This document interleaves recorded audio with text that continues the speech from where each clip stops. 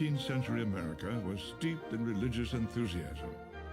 Western New York in the early decades was so fired up with religious talk, historians later dubbed it the burned-over district. Camps, revivals, street corners, and Sunday meetings were ablaze with believers, pushing orthodoxy aside. The people were seeking spiritual manifestations, grace, glory, and God.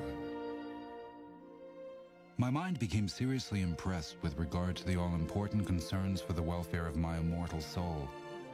Great multitudes united themselves to the different religious parties, which created no small stir and division amongst the people, some crying low here and others low there. I knew not who was right or who was wrong, but considered it of the first importance to me that I should be right in matters involving eternal consequences. Joseph Smith.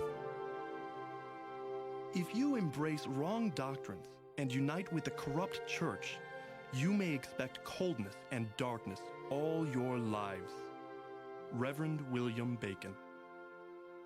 From the Revolution till about 1845, the population grew from like 2.5 million to 20 million. But the amazing thing was the growth of Christian preachers. It's estimated that that grew from about 1,800 to about 40,000. A whole new attitude towards religion develops. A whole new attitude of the kind of ministers that these people wanted. Unlike their colonial forebears, who were looking for men who were well-educated at places like Yale and Harvard and Princeton and such.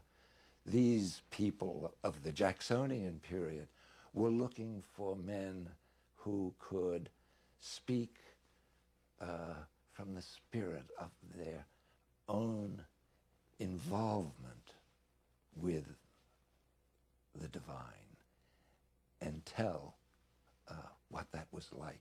There's a feeling that even the plowboy can capture pristine Christianity by simply reading the Bible and looking to implement what they find in Scripture. Troubled by the confusion, 14-year-old Joseph said to his mother, "I can take my Bible and go into the woods and learn more in 2 hours than you can learn at meeting in 2 years." Joseph turned to God for direction. On a spring day in 1820, he went to the woods near his home to pray. Thick darkness gathered around me, but exerting all my powers to call upon God to deliver me, I saw a pillar of light exactly over my head, above the brightness of the sun, which descended gradually until it fell upon me. When the light rested upon me, I saw 2 personages, whose brightness and glory defy all description, standing above me in the air.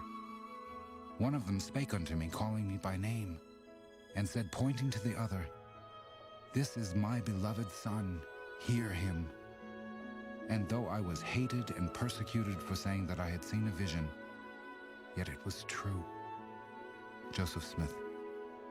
Out of that inquiry came this glorious manifestation of the Father and the Son. Now, he learned so much from that short, brief experience. It was so meaningful. He learned that the Father and the resurrected Lord are tangible beings of substance and form, that they can speak. It changed the whole picture. Out of that one experience came a new and vital and convincing and moving description of deity. And this is what we mean by power and authority. Other people could point to Scripture, or they could point to their interpretation of Scripture, or they could point to their particular creeds or confessions of faith. Joseph said, "I spoke with God. God spoke with me in the woods."